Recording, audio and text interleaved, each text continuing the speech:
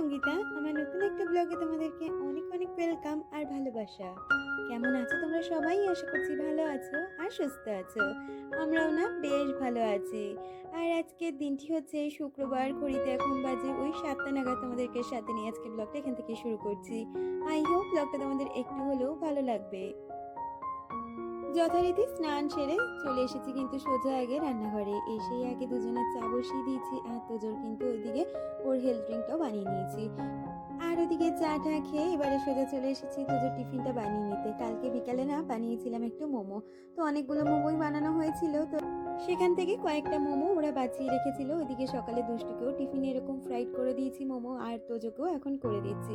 আসলে বাইরে যদি মোমো কিনে আনা হয় সেক্ষেত্রে ওই 5টা করে দেয়, সেক্ষেত্রে কিন্তু আর বাঁচানো যায় না। বাড়িতে করলে অনেকটা পরিমাণে করা যায়, তাই কালকে অনেকটাই করা হয়েছিল, যেটা এরা ইভিনিং স্ন্যাক্স করে আর রাত্রিবেলা ডিনার করতে পারেনি। তারপরে আবার বাঁচিয়েও রেখেছিল স্কুলের টিফিন নিয়ে যাওয়ার জন্য। তো যাই হোক, ওইদিকে টিফিনটা গুছিয়ে দিয়ে এদিকে জামা কাপড়গুলো কিন্তু মেলে দিতে চলে এসেছি। তবে কি জানো তো, আজকে আবারও তোজোকে নিয়ে স্কুলে আমাকেই যেতে হবে।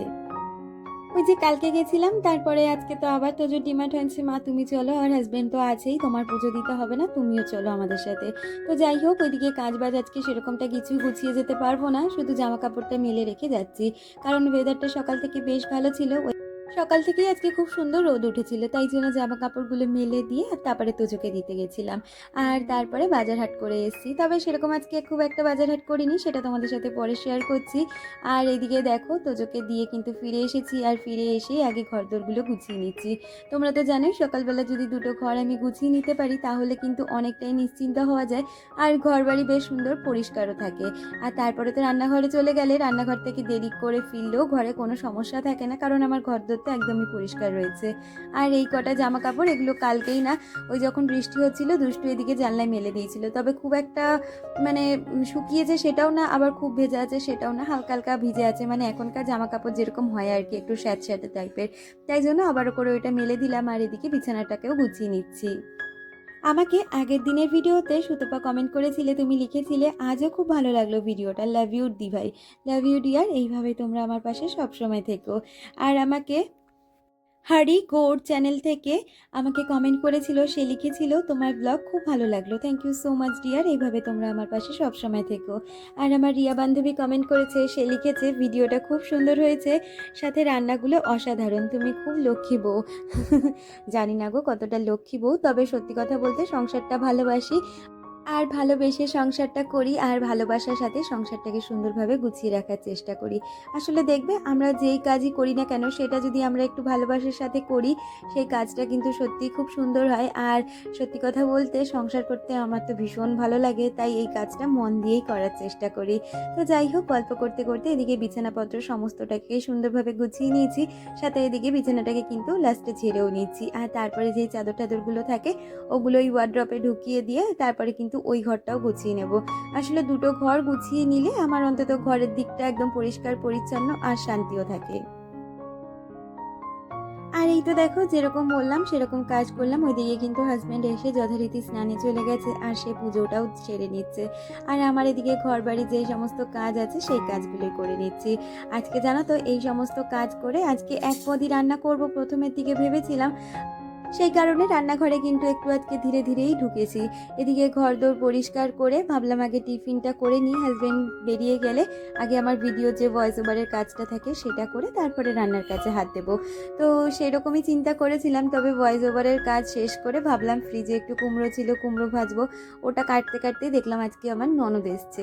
তো ননদ কাছাকাছিই থাকে যথারীতি, খুব একটা দূরে থাকে না, সেরকম আসা হয় না, এই মাঝে মধ্যে টুকটাক দরকার থাকলেই আসে। আজকে এসেছিল আমাকে একটা জিনিস দিতে, সেটা তোমাদের সাথে পরে শেয়ার করছি। তো তার সাথে গল্প করতে গিয়ে আজকে এতটাই দেরি হয়ে গেছে, আমি রান্নাই বসিয়েছি আজকে প্রায় 11:30টার পরে।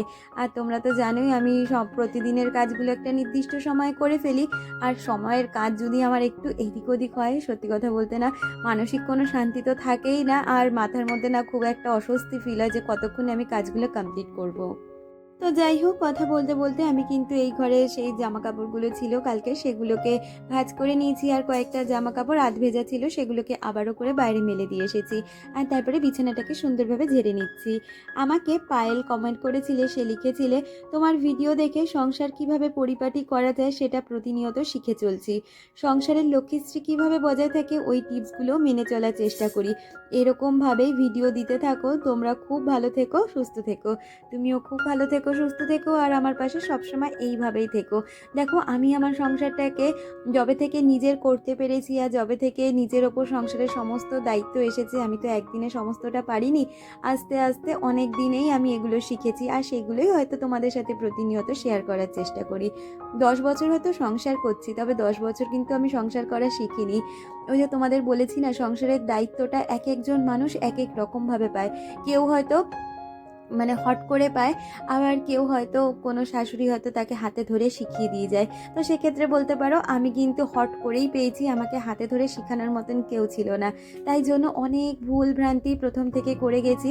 এখন বলতে পারো অনেক কাজ শিখে গেছি সংসারটাকে ভালোবাসার সাথে, সংসারের অনেক নিয়ম কানুন সমস্ত কিছুই পারি বলে তোমাদের সাথে সেটা শেয়ার করি। তবে এটা কখনোই আমার একদিনে কিন্তু হয়নি, আস্তে আস্তে চেষ্টার ফলে হয়েছে। তোমাদেরকে আগের দিনও বলেছিলাম না, চেষ্টা থাকলে মানুষ যে কিছু পারে না সেটা কিন্তু ভুল কথা। চেষ্টা থাকলে আর শেখার ইচ্ছে থাকলে সব মানুষের পক্ষেই সব কিছু শিখে নেওয়া সম্ভব। তো যাই হোক, গল্প করতে করতে ওদিকে কিন্তু টিফিনের জোগাড়টা করে নিয়েছি। প্রথমে এসে আগে ভাতটা বসিয়ে দিয়েছিলাম, আর প্রেশারের মধ্যে আলু আর ডিমটা সিদ্ধ বসিয়েছিলাম। তো আলু আর ডিম সিদ্ধ হতে হতে দেখলাম হাজব্যান্ডের আবার অফিস যাওয়ার টাইম হয়ে যাচ্ছে। আর কালকে বললাম না রাত্রিবেলা রুটি আনা হয়েছিল, তবে ওই মোমো খাওয়ার চোটে কেউ আর রুটি ফুটি খায়নি। তো অনেকগুলো রুটি রয়ে গেছে। হাজব্যান্ডকে প্রথমে ভাবলাম কি একটু ডিম দিয়ে রুটিটা ভেজে দিই। প্রতিদিন আর রুটি তরকারি কী করবো, আবার তরকারি করতে গেলে কাটোরে সেগুলোকে সিদ্ধ করো, ওইগুলো করতে ঝামেলা। তাই ফ্রিজে ডিম ছিল, তাই ডিম বার করে আগে ওকে ডিম দিয়ে রুটিটা ভেজে দিলাম। এক আধ দিন দেখবে একটু ব্রেকফাস্ট যদি অন্যরকম ঘুরিয়ে ফিরিয়ে করা যায়, যে খায় তারও ভালো লাগে, আর যে করে তার তো অবশ্যই করে ভালো লাগে। তো হাজব্যান্ডকে দুটো রুটি এরকম ডিম দিয়ে ভেজে দিয়েছি। আর দুষ্টু আর আমি দুজনে মিলে এরকমভাবে ডিম দিয়ে একটু ভাজা করে খেয়ে নেব রুটি, না হলে আমি একটা ডিম সিদ্ধ খেয়ে নেব, এরকমই চিন্তা রেখেছি। তো এদিকে যথারীতি আমার ভাতটা হয়ে গেছে, সেই কারণে ডিম সিদ্ধটা করে নিয়ে ভাতটা করে নিয়ে আমি কিন্তু ওই যেরকমটা বললাম ভয়েস ওভারের কাজটা সেরে নিয়েছিলাম। আর ইতিমধ্যে হাজব্যান্ড কিন্তু অফিসে বেরিয়ে গেছিলোই। আর এখনের সময়টা দেখছো অনেকটা পরে, মাঝে অনেকটা সময় কেটে গেছিলো, ননদ এসেছিলো, তার সাথে গল্প গুজব করলাম। আর তারপরে চলে এসেছি কিন্তু রান্নাঘরে। এসেই ওই যে বললাম কুমড়ো ছিল একটু ফ্রিজে, সেটা বার করে একটু আলু পেঁয়াজ দিয়ে ভাজা ভাজা করে নিচ্ছি। আর সাথে করবো আজকে ডিমের ঝোল। তো ডিমের ঝোল করব, প্লেন আলু দিয়ে করব না, একটু সয়াবিন দিয়ে করব। আজ না অনেক দিন বাদে এরকম সয়াবিন আলু দিয়ে ডিমের ঝোল বানাবো। অনেক দিন হয়েছে সয়াবিন আলু দিয়ে ডিমের ঝোল খাওয়া হয় না, এইটা খেতে না আমার ভীষণ ভালো লাগে। আর দেখলাম ঘরে সয়াবিন ছিল 1 প্যাকেট, তাই ভাবলাম সয়াবিন আলু দিয়ে একটা একটু বেশি করে ডিমের ঝোলটা করে নিই, সাথে ওইদিকে ভাজাটা করছি, তাহলেই হয়ে যায়। আর আমি ডিম আর আলুটাকে তো অনেকটা তাড়াতাড়ি সিদ্ধ করে রেখেছিলাম, তাই সমস্তটাই ঠান্ডা হয়ে গেছে, ছাড়াতে একদমই অসুবিধে হয়নি। আর কি জানো তো, এখন করে এরকম ডিমের তরকারি বা সয়াবিনের তরকারি যখন করি, আলুটা না প্রেসারে সিদ্ধ করে নিই। এক্ষেত্রে কী হয় বলো তো, বেশ তরকারিটা মাখো মাখো হয়, আর আলুটা সিদ্ধ হতে গ্যাস খরচা যেটা হয় সেটাও কিন্তু অনেকটা কম হয়ে যায়। তো চারিদিকে একটু বুঝে শুনে তো আমাদের মতন মহিলাদেরই চলতে হবে। আমাদের গৃহিণীরাই যদি সংসারের চারিদিক সমস্ত দিক একটু বুঝে শুনে না চলি, তাহলে সংসারের আয় উন্নতি কোথা থেকে হবে বলো? আয় উন্নতি করার জন্য নিয়ম কাজ, তারপরে আমাদের পরিশ্রম, এগুলো তো থাকবেই, সাথে অবশ্যই করে কিন্তু বুদ্ধির প্রয়োজন আছে। বুদ্ধি না থাকলে কিন্তু কোনো কাজই সম্ভব নয়। তো যাই হোক, ওদিকে কড়াই বসিয়ে ডিমগুলোকে আগে আগে ভেজে নিয়েছি, আর তারপরে আলুগুলোকে ভেজে নিচ্ছি। যেহেতু সিদ্ধ করা আলু হালকা করে ভেজে নিলেই হয়ে যাবে। সাথে সয়াবিনটাকেও সিদ্ধ করে নিয়েছিলাম, ওটাকে জল নিগড়ে সয়াবিনটাকেও এখন ভেজে নেব। এর মাঝে জানো তো বাইরে মুষলধারে একচোট বৃষ্টি হয়ে গেছে। তো ওইদিকে বাইরের অবস্থা ভীষণ খারাপ। আমাদের বারান্দাটায় কি হয় বলো তো, ওইখানে তো কোনো টিনের শেড দেওয়া নেই, তাই জন্য জল আসলে আমাদের ওই গ্রিলের ওই জায়গাটা প্রচণ্ড জল ছিটে আসে। তাই ভাবলাম যে এদিকে তরকারিটা বসিয়ে দিয়ে তারপরে ওইদিকে মোছামুছির কাজটা করে নেব, না হলে ওই জায়গাটা জল জল হয়ে যাবে আর খুব দেখতেও খারাপ লাগবে। বৃষ্টি হওয়ার পরে ওই কাজটা আমাকে প্রতিনিয়ত করতে হয়। আমাকে আগের দিনের ভিডিওতে রাজিয়া কমেন্ট করেছিলে, তুমি লিখেছিলে খুব ভালো লাগলো তোমার ভিডিওগুলো। আমি তোমার ভিডিও প্রতিদিন দেখি। আমি ভিডিও নিজে করি বা না করি, তোমার ভিডিও দেখতে আমার ভীষণ ভালো লাগে। জানো তো, আমি জানি না আমার ভিডিওগুলো কতজনের কাছে পৌঁছায়। আমারও ইচ্ছে করে তোমার মতন করে ভিডিও করি, আর আমার ভিডিওটা অনেক মানুষের কাছে পৌঁছায়। অনেক আশা নিয়ে ভিডিও করি ছোট। তো দেখো, আমরা যারা ভিডিও প্রথম থেকে শুরু করি আমরা কিন্তু সবাই একটা আশা নিয়েই শুরু করি যে আমার ভিডিও ভাইরাল হবে বা আমার ভিডিও অনেক মানুষ পছন্দ করবে। আর এটাই কিন্তু স্বাভাবিক একটা নতুন ক্রিয়েটারের কাছে। তো সেক্ষেত্রে আমি কিন্তু সব সময় সবাইকে একটা কথাই সাজেস্ট করি, তোমাদের যদি চ্যানেল পুরনো হয়ে যায়, মনে করছো চ্যানেলের রিচ নেই বা কোনো ভিউজ নেই, সেক্ষেত্রে নতুন চ্যানেল ক্রিয়েট করে কাজ করো না। আর আমি একটা কথাই বলবো, যেই কাজটা করবে সেই কাজের ওপরেই ফোকাস রাখো। একটা মানে চ্যানেলের নানান রকমের কাজ করতে যেও না, সেক্ষেত্রে চ্যানেলের কিন্তু প্রবলেম হতে পারে। যেমন আমি তোমার চ্যানেলে দেখেছি তুমি যেরকম ডেলি ব্লগিং দাও, সাথে অনেক রিলস ভিডিও দাও, তো রিলস ভিডিও দেওয়ার মতন কিন্তু চ্যানেলটা নয়। সেক্ষেত্রে তুমি রিলস দাও না, তুমি শর্ট যে ভিডিও হয় মিনি ব্লগ দাও, সেক্ষেত্রে সেটা কিন্তু প্রযোজ্য। তবে রিলস ভিডিও শেয়ার করো না। এখানে একটা কন্টেন্টের মধ্যে বিভিন্ন রকমের কন্টেন্ট দিলে তোমার কিন্তু যে ভিউয়ার্স থাকে বা যে সাবস্ক্রাইবার থাকে তারা কিন্তু পাজল হয়ে যায় আলটিমেটলি তুমি কি টাইপের ভিডিও দিচ্ছ। হয়তো অনেক বড় ক্রিয়েটার রয়েছে যারা অনেক ফেমাস হয়ে গেছে, তারা হয়তো এক চ্যানেলের মধ্যে অনেক রকমের কাজ করে, তাদের ব্যাপারটা কিন্তু সম্পূর্ণ আলাদা, কারণ তাদের কিন্তু চ্যানেল রিচ আপ, তাদের অনেক ফ্যান ফলোয়ার্স রয়েছে, কিন্তু আমাদের ক্ষেত্রে তো সেটা নয়। আর আমাদের যা লক্ষ্য, সেই লক্ষ্য মতনই কিন্তু আমাদের মতন ছোট ক্রিয়েটারদের কাজ করতে হবে। তো আমিও বলবো তোমাকে ভালোভাবে কাজ করো, রেগুলারিটি মেনটেন করো, দেখবে তুমিও নিশ্চয়ই ভিউজ পাবে। আর সব থেকে বড় কথা কি জানো তো, দেখো আমরা ডেলি ব্লগিং অবশ্যই করি, তবে ডেলি ব্লগিংয়ের ক্ষেত্রেও কিন্তু আমাদের নানা কন্টেন্ট থাকে। তো ভালো ভালো কন্টেন্ট খোঁজো, দেখবে সেক্ষেত্রে তুমি কিন্তু ভিউজ পাবে। আর তোমার চ্যানেলে কি কন্টেন্টের ওপর ভিউজ হচ্ছে, সেই কন্টেন্টের ওপর রিলেট করে ভিডিও বানাও, দেখবে ভিউজ পাবে। যেমন আমি তোমাকে একটা এক্সাম্পল দিই, আমার ভিডিওর ক্ষেত্রে তোমরা আমার কিচেন রিলেটেড ভিডিও দেখতে বেশি পছন্দ করো বা আমার বাজেট রিলেটেড ভিডিও দেখতে বেশি পছন্দ করো। তো আমি মাঝে মধ্যেই মাসে একবার করে হলেও চেষ্টা করি ওরকম ধরনের ভিডিও দেওয়ার। সাথে ডেলি ব্লগিং তো রয়েছে, সংসারের কাজ বাজ যেরকম করে করি সেগুলোই শেয়ার করি। তো তুমিও এরকমভাবে করো, দেখবে নিশ্চয়ই একদিন সাকসেস পাবে। মন খারাপ করো না, মনে শক্তি রাখো, বল রাখো যে তুমিও পারবে। সবাই পারলে তুমি কেন পারবে না, নিশ্চয়ই পারবে। তো যাই হোক, গল্প করতে করতে ওইদিকে অনেকগুলো কাজ ছেড়ে নিয়েছি। জামা কাপড় কয়েকটা শুকিয়ে গেছিলো, সেগুলোকে ভাঁজ করে নিয়েছি রান্না করতে করতে। যেহেতু আজকে অনেক দেরি হয়ে গেছে, তাই একসাথেই দুটো কাজ করতে হলো। সাথে ওই যে দেখলে না, উঠোন বলতে আমাদের যে বারান্দাটা, সেই বারান্দাটাকেও কিন্তু আমি ভালো করে মুছে নিয়ে এসেছি। বৃষ্টির জলে জায়গাটা খুব বিশ্রী হয়ে গেছিলো দেখতে, তাই ভালো করে মুছে নিয়ে এসেছি। আর তারপরে এদিকে দেখলাম আমার ডিমের ঝোলটা হয়ে গেছে, ডিমের ঝোলটা নামিয়ে এখন রান্নাঘরটাকেও পরিষ্কার করে নিচ্ছি। আমাকে আগের দিনের ব্লগে শ্রায়ন্তী কমেন্ট করেছে। আগেই বলি, তোমার নামটা ভীষণ সুন্দর, এত আনকমন নাম, আমার খুব ভালো লেগেছে তোমার নামটা। তুমি আমাকে লিখেছো, খুব ভালো লাগলো। আমি 1 উইক হয়েছে তোমার ভিডিও দেখছি, খুব ভালো লাগে গো। ভালো থেকো, তুমিও খুব ভালো থেকো, আর এইরকমভাবেই আমার পাশে থেকো। আর সত্যি তোমার নামটা ভীষণ ইউনিক, আমার খুব পছন্দ হয়েছে। তো দেখো, তোমাদের সাথে গল্প করতে করতে রান্নাঘরের সমস্ত কাজ কিন্তু কমপ্লিট হয়ে গেছে। আর প্রতিদিনের মতন রান্নাবান্না শেষে ঘরদোরগুলো যেরকমভাবে ঝাড় দিয়ে নিয়ে আজকেও করছি। এমনিই আমি সকালবেলা ঘরদোর যখন পরিষ্কার করি তখন কিন্তু ঝাড়পোছ করে একেবারে রান্নাঘরে ঢুকে যাই। আর রান্নাঘর থেকে বেরিয়ে এসে আবারও করে কিন্তু ঘরটা ঝাড় দিয়ে নিলে আমার ঘরদোর একদম সবসময় পরিষ্কার থাকে। আবারও বিকালে ঝাড় দিই, সেই কারণে ঘরদোর সবসময় পরিষ্কার পরিচ্ছন্ন থাকে। আর এই কাজটা কিন্তু আমি প্রতিদিন করে থাকি। আমাকে কিয়া কমেন্ট করেছিলে, তুমি লিখেছিলে, খুব ভালো হয়েছে গো দিভাই। তোমরা সবাই ভালো থেকো, সুস্থ থেকো, তুমিও খুব ভালো থেকো, সুস্থ থেকো, আমার পাশে এইভাবে সবসময় থেকো।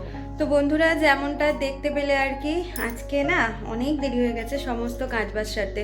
সমস্ত কাজবাজ বলতে রান্নাবান্না সারতে। এখন ঘড়িতে বাজে 12:30, যেখানে আমার 1 ঘন্টা আগে আমার সব কিছু কিন্তু হয়ে যায়, সে জায়গায় আজকে অনেকটা দেরি হয়েছে। আসলে তোজোকে দিয়ে আসার পরে ঘরের কাজ তো হয়ে গেছিলো, রান্নাটা বাকি ছিল। আজকে ভেবেছিলাম 1 পদই রান্না করব, তো ডিমের ঝোল করলাম সয়াবিন দিয়ে। আর ফ্রিজে একটুখানি কুমড়ো ছিল, কুমড়োটা ভাজবো কোনো রকম প্ল্যানিং করিনি। হঠাৎ ভাবলাম কুমড়োটা নষ্ট হয়ে যাচ্ছে ফ্রিজে থেকে থেকে, ওটা একটু আলু দিয়ে ভাজা করি। তো সমস্ত কিছু গুছিয়ে গেছি, যেই রান্নাটা বসাতে যাব দেখি ননদ এসছে। তো সে এসছে, মানে গল্প টল্প করতে গিয়ে অনেকটা দেরি হয়ে গেছে। আজকে রান্না বসিয়েছি প্রায় 11:45 নাগাদ, আর এখন রান্নাবান্না কমপ্লিট করলাম। এখন 12:30 না, ঠিক ওই 1:45 নাগাদ বাজে। সমস্ত কাজ বাজ, রান্নাবান্না, ঘরদোর পরিষ্কার, ঝাড় ঝুড় সমস্ত কিছু দেওয়া হয়ে গেছে। এখন নিজে একটু ফ্রেশ হব, দিয়ে তারপর হাজব্যান্ড এলে, দুষ্টু এলে লাঞ্চটা করব। আর মানে আমার ননদ তো পুরী গেছিলো উল্টো রথে, তো তাকে একটু জগন্নাথ আনতে বলেছিলাম, মানে একটা জগন্নাথ আনতে বলেছিলাম, সেট যেটা জগন্নাথ বলরাম সুভদ্রা হয়, তো সেটা নিয়ে এসছে, সেটা দিতেই এসেছিলো। তাহলে চলো তোমাদেরকে দেখাই যে কি এনেছে আমার ননদ আমাদের জন্য। তো দেখো, এই সেটটা এনে দিয়েছে আমাকে, হাজব্যান্ড টাকা পাঠিয়ে দিয়েছিল। ওরা যেহেতু পুরীতে গেছিলো, ওরা প্রতি বছরই উল্টো রথের সময় যায়, তাই আমি বলেছি একটা আমাকে জগন্নাথ বলরাম সুভদ্রা এনে দিতে, কারণ ঘরে মানে ইয়ে রয়েছে, ফটো রয়েছে, মূর্তি নিয়ে, এই মূর্তিটাকে আমি ইচ্ছা আছে একটা পূর্ণিমা দেখে প্রতিষ্ঠা করে বসাবো। মানে অনেক দিন ধরেই হাজব্যান্ড বলছে যে সত্যনারায়ণ পুজো দেবে, তো সেই একটা পুজোর দিন খুব মানে দেখি, সেই দিন দেখে তারপরে জগন্নাথকে পাতবো। কেমন হয়েছে বন্ধুরা অবশ্যই কমেন্টে কিন্তু তোমরা জানিও। আর আমাকে আর একটা গিফট দিয়েছে, এইখানে দেখো প্রসাদ দিয়েছে, গজা, এই দেখো গজা দিয়ে গেছে প্রসাদ। আর আমাকে এই গিফটটা দিয়েছে আমার ননদ, এটা হচ্ছে ওই যে কুনকো বলে না, চাল নেওয়ার যে কুনকো, সেই জিনিসটা। এই দেখো কি সুন্দর জগন্নাথ আঁকা, আবার এদিকে পুরী লেখা। এটা কিন্তু অ্যালুমিনিয়ামের, ভিতরটা দেখো, বাইরেটা এরকম ডিজাইন করা। কীরকম লাগছে এটাও কিন্তু তোমরা অবশ্যই কমেন্টে জানিও। তাহলে বন্ধুরা আজকের ভিডিওটা এই পর্যন্ত রাখছি, দেখা হচ্ছে পরবর্তী ভিডিওর সাথে। ততক্ষণ তোমরা খুব ভালো থাকবে, সুস্থ থাকবে।